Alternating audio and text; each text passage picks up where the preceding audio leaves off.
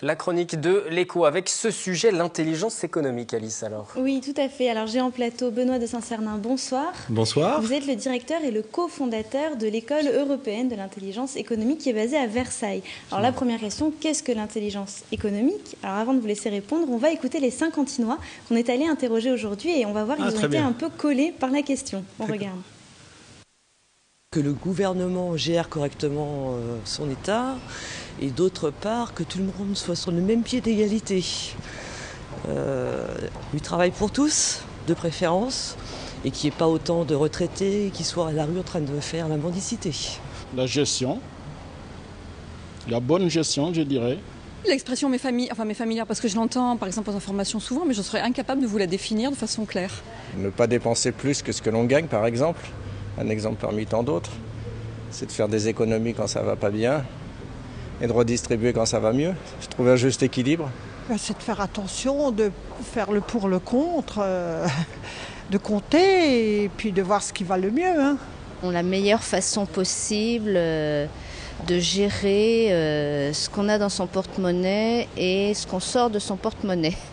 Il faut savoir bien gérer, pas faire trop de dépenses, comme nous d'ailleurs. Eh bien, c'est avoir une économie en fonction des gens et non pas de l'argent. Benoît de Saint-Cernin, on entend bien gérer son argent. Est-ce que c'est l'école que vous avez créée ? Honnêtement, non. On gère bien l'argent, oui, on invite les entreprises à bien gérer l'argent. Mais non, la définition de l'intelligence économique se résume à 3 verbes. C'est savoir se protéger, savoir se renseigner et savoir influencer. Donc, on forme des cadres d'entreprises ou des jeunes à ces 3 notions. Je me protège, je me renseigne et je cherche à influencer. Ça ne s'adresse pas à monsieur et madame tout le monde pour gérer son budget. Non, c'est pas ça. On est bien d'accord. Bien que monsieur et madame tout le monde ait à se protéger quand même, surtout avec toute la cyberdélinquance aujourd'hui, les vols d'identité des personnes, etc. Ça, ce sont des éléments de protection qui rentrent dans le spectre de l'intelligence économique. Donc vous le disiez, les élèves sont des cadres, mais aussi des étudiants, puisqu'il y a un partenariat avec l'Université de Versailles-Saint-Quentin. Vous proposez notamment 2 masters, l'un en protection de l'entreprise et l'autre professionnel d'intelligence économique et de développement. Comment se sont mis en place ces masters? Et puis, parlez-nous de ces étudiants aussi qui sont une partie du temps à l'université et puis l'autre partie à Versailles, chez vous. Voilà, alors en fait, il y a effectivement 2 catégories d'étudiants. Il y a les jeunes, ceux qu'on appelle les jeunes, qui ont 23-25 ans, qui sortent d'écoles de commerce ou, par exemple, d'universités, dont celle de Versailles. Et puis des gens qui viennent des services de l'État ou qui viennent des entreprises. Et en fait, le principe de notre école, c'est que les élèves ont cours une partie du temps. Et l'autre partie, ils ne mènent que des vraies missions d'intelligence économique qui sont commandées par des entreprises.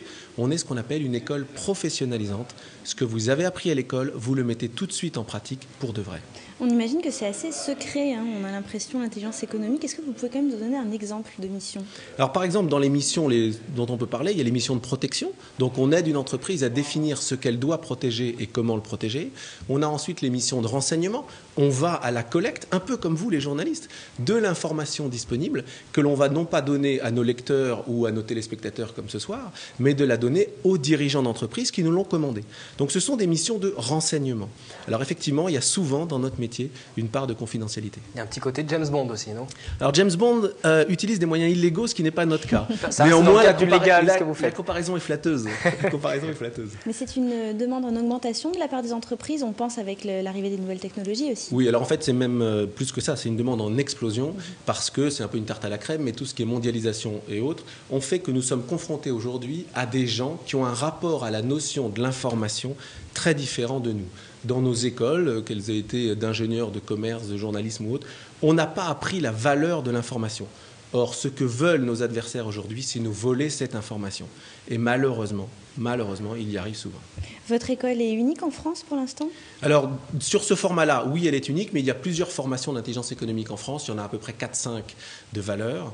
Mais c'est la nôtre est la seule qui délivre un titre d'état d'intelligence économique et surtout la seule qui a ce mode pédagogique avec les vraies missions. École européenne, il y a donc des antennes en Europe?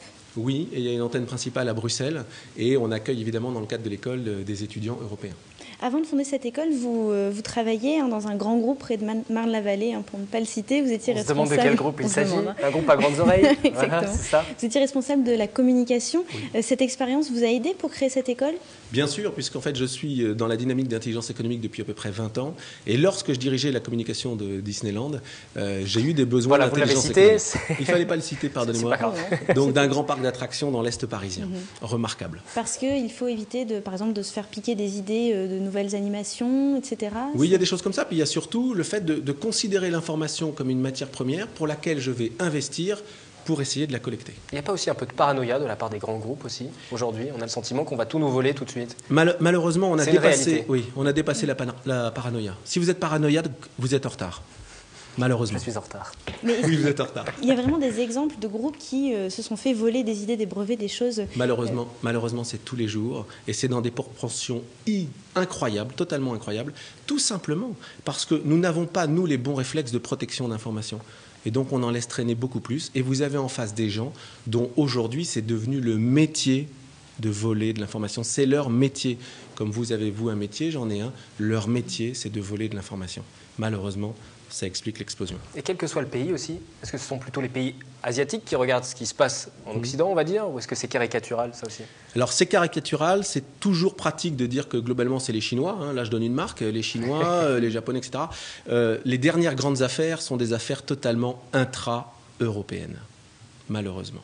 Il ne faut pas aller chercher très loin. Donc au sein même de l'Europe, les entreprises utilisent ce genre de procédé. Pour vous donner un exemple clair, tout ce qui est délinquance, qu'on appelle cyberdélinquance, donc la délinquance par Internet, arrive globalement d'Europe du centre. C'est là qui sont les gens très forts. Vous avez donc créé cette école il y a 7 ans environ, et puis à côté, vous intervenez aussi à l'extérieur, comme devant ce groupe d'acteurs économiques de Saint-Cyr. C'était la semaine dernière. On y était, on regarde ensemble ce reportage. Tisser du lien avec les entreprises du canton de Saint-Cyr. C'est une volonté de notre premier adjoint, délégué aux affaires économiques. Deuxième réunion du tout nouveau club des entrepreneurs de Saint-Cyr-l'École, groupe créé à l'initiative de la mairie. Objectif, rassembler les différents acteurs économiques de la ville autour de thèmes d'actualité. Ce soir, l'intervention porte sur l'intelligence économique. L'idée, c'est aussi de pouvoir offrir une thématique qui soit transversale et qui puisse être audible, écoutable et qui puisse servir tant à l'entrepreneur qu'au commerçant, qu'à la petite entreprise. Du fait déjà de la crise, du fait qu'on ne sait pas trop à qui s'adresser, comment se faire connaître. C'est pour ça que les petits déjeuners ou les after-work organisés par le maire peuvent peut-être nous apporter plein de choses. Le groupe compte une 40aine de membres installés sur les communes de Saint-Cyr, Fontenay et Bois d'Arcy. Pour en faire partie, il suffit de s'inscrire gratuitement à la mairie de Saint-Cyr pour recevoir le programme des événements. Benoît de Saint-Cernin, vous voyez intervenir là devant des acteurs économiques donc qui ont peut-être une connaissance de ce qu'est l'intelligence économique. Est-ce que c'était le cas? Est-ce que vous avez eu beaucoup de questions? C'était le cas principalement sur le premier volet qui est toute la notion de protection. Mais pour vous donner un dernier exemple sur l'influence, en ce moment, la ville de Versailles, le département, pousse un projet qui s'appelle la Cité de la gastronomie. On est parfaitement en intelligence économique sur le troisième volet qu'on appelle l'influence, qui était la notoriété, si vous voulez, et l'influence. Si on réussit à décrocher ça, on est vraiment dans une démarche d'intelligence économique. Nous en parlerons d'ailleurs de cette cité de la gastronomie qui pourrait se préparer du côté de Versailles. Ce sera sur le plateau mardi à 18h en direct. Merci beaucoup Benoît de Saint-Cernin d'être venu en plateau pour nous parler de votre école. Merci. Merci, j'en sais maintenant plus. Voilà ce qui me concerne sur l'intelligence économique.